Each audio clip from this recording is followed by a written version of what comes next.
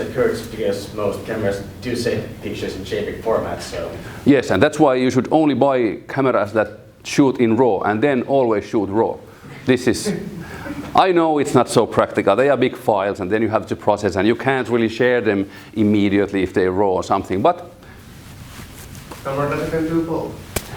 That's right. Many cameras offer both RAW and JPEG, but just don't buy a camera that doesn't offer RAW.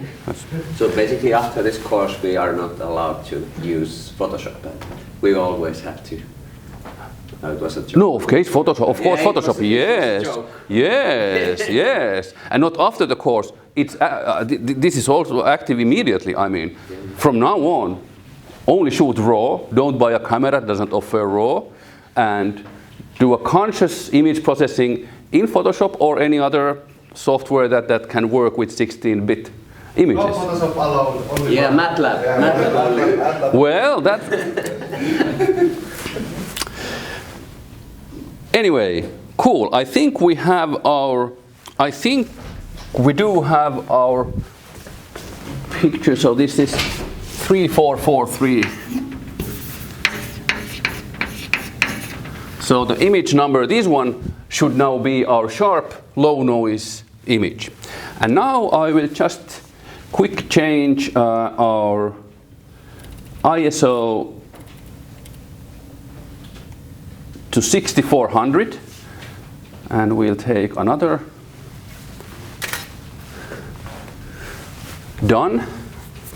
So this is image number 3444. Okay, then let's go for a little bit blurred one. And, well, for practical reasons, let's take this first because we now have this 6400. So now I need to blur it a little bit, but it should really be just very little. Maybe it's too little, but anyway.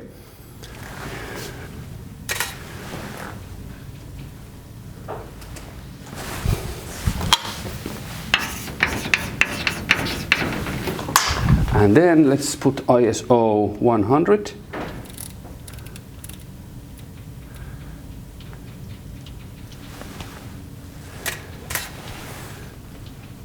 Longer time, as you could hear, it has to be open for a longer time to collect more photons to do the lower sensitivity image.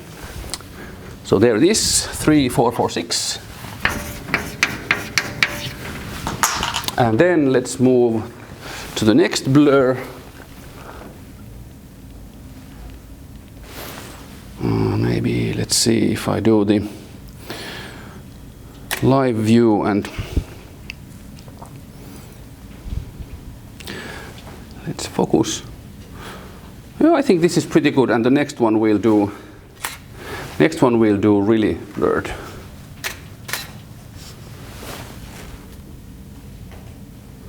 So this is the ISO 103,447.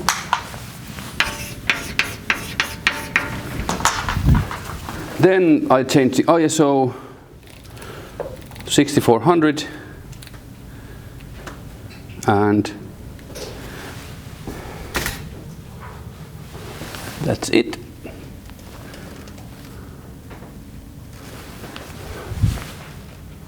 Okay, 448.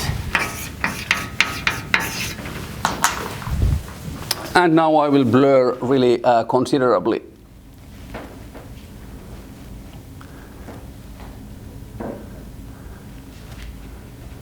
And let's see what happens.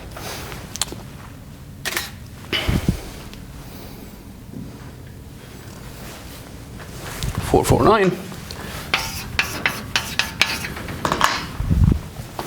And finally ISO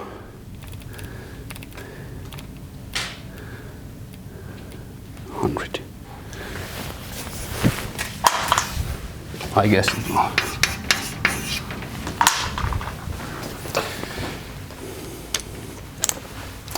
All right.